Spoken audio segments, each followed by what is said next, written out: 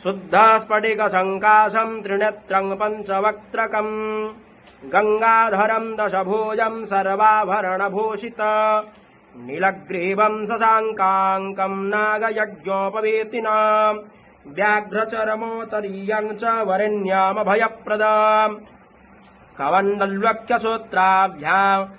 मन्वितं शूलपाणिनं ज्वलन्तं पिङ्गलं जटा जुटोमुद्योतकारिणा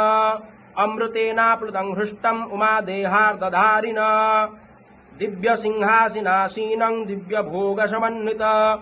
दिग्देवता समायुक्तं सुरासुरे नमस्कृतं नित्यं च शाश्वतं शुद्ध ध्रुवमक्षरमव्यय सर्वव्यापीनमीशानं रुद्रं वै विश्वरूपिणा